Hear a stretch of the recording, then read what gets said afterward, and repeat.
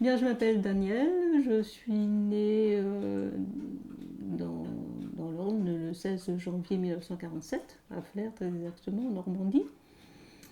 Et, et puis, j'habite maintenant à Montargis, après avoir sillonné un petit peu le nord de la France, en allant rejoindre mon époux à Y en Champagne. Ensuite, je suis allée dans le Val d'Oise, ensuite à Villeneuve-le-Roi, dans le Val-de-Marne.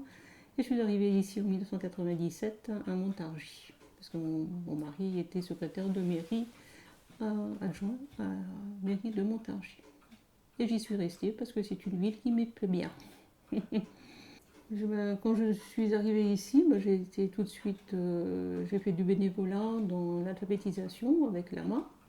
Et puis j'ai continué, parce que ma fille, quand mon mari est décédé, avait 15 ans, et j'ai continué à faire le bénévolat dans l'association de parents d'élèves au lycée en forêt. Donc c'est par cet intermédiaire-là, du soutien scolaire et l'alphabétisation avec Miss Sourire, où j'ai connu justement les personnes que j'ai hébergées ici. J'ai fait connaissance de Maya et de son fils à Miss Sourire. Et comme ils habitaient juste à côté, Maya et son fils sont restés 8 ans dans une chambre d'hôtel.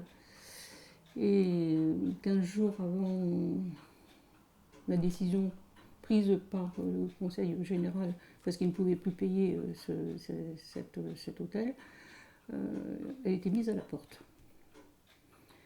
Donc elle a cherché, donc elle n'avait pas de travail, elle était en attente de papier, de régularisation de papier. Et elle a recherché du travail, ou un logement, mais il n'y avait rien. Donc on avait bien sympathisé auparavant, parce qu'elle voyait de sa fenêtre mon jardin, etc., et qu'on se connaissait. Je lui ai dit, écoute, si tu ne trouves rien, tu viens, je te propose de venir à l'étage.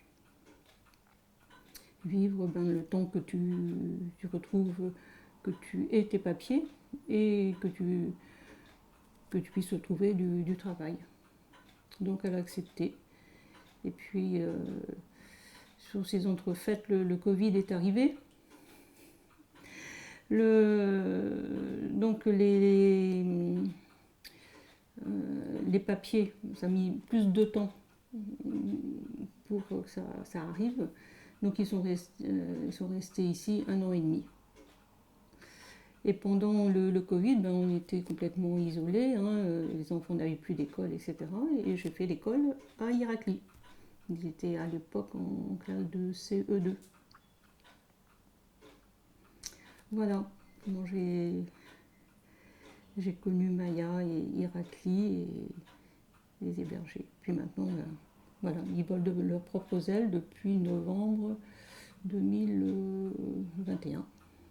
C'est pas le mot solidaire pour moi, j'aime plutôt aider les autres.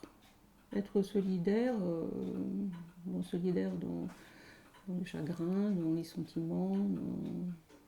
Mais pour moi, c'est plus aider. Parce que je m'imagine, moi, étant à l'étranger, ne connaissant pas de langue, ne sachant pas comment faire, eh bien, je serais désemparée.